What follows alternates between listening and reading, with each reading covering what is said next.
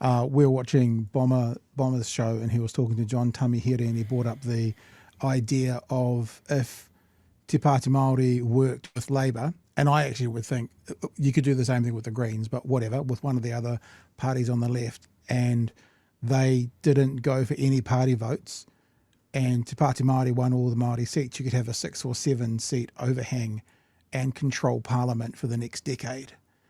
That kind of conversation, I'd never thought of it before. Credit to Bomber for the question, to John Tamihere. That kind of conversation, do you guys have those kind of conversations at all? Has it ever been floated? It sounds like I've always said that the right often seems to play politics better than the left.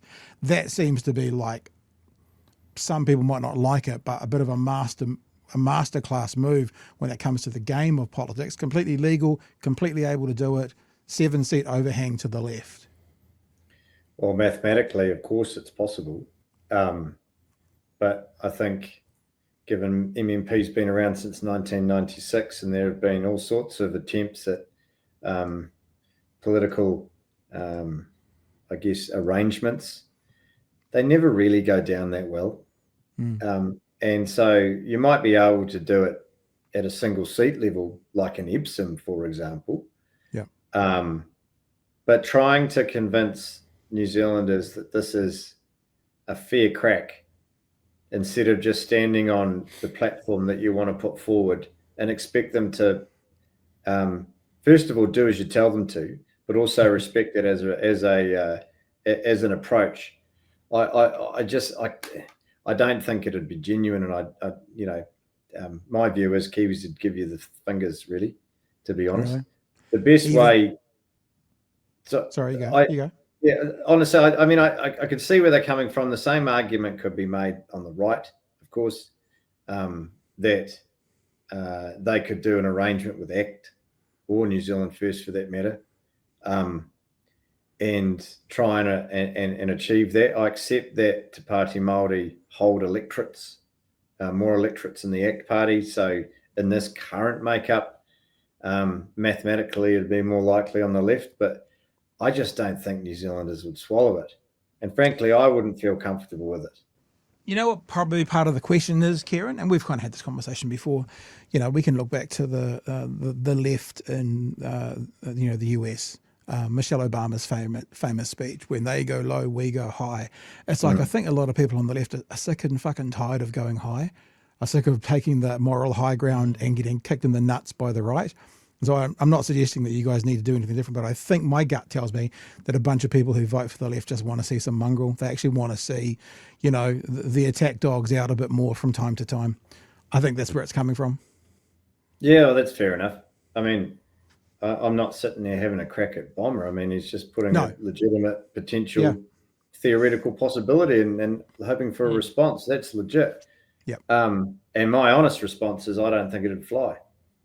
Yeah. It doesn't mean that we're soft. It means that I just don't think New Zealanders, we might sit here clapping ourselves on the back saying, how clever are we? And we'll be like, no, man, I don't want you to gerrymander this election. I want you to put forward an alternative, one that inspires people and demonstrates that those on the left have got a clear alternative that isn't based on division, and things like foreign investment will be the savior of the day.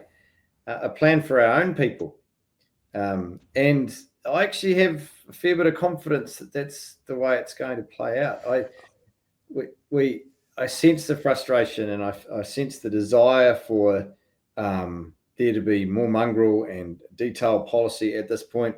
We mustn't forget that the left have come from a very low base and are now competitive in the polling, and in some cases polling more.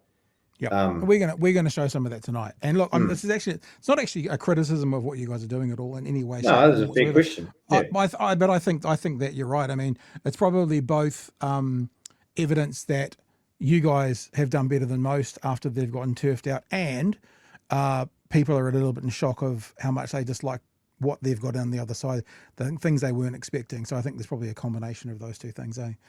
We have a plan in place, and we're following the plan. Yeah, and look, the other thing is the whole policy thing. I think it was Duncan Garner I saw come across my freaking YouTube feed. They have no policies. I just wanted to go because we're 14 months out from the election.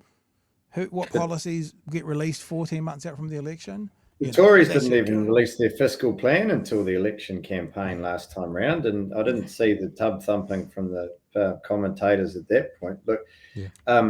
part of the reason why we haven't been in a position to announce detailed policy yet is because we don't know how much this government's going to screw the economy, because that's going to make a big difference as to how much we can and cannot do when we get in. But you'll start to see policy rolled out this year, very shortly, in fact, and then it'll progressively come out after that.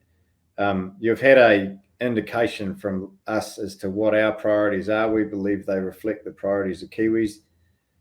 Obviously, cost of living, but jobs, health, homes. These are the things that people keep telling us that they care about, and that's what we're talking about. The government hardly mentions it at all.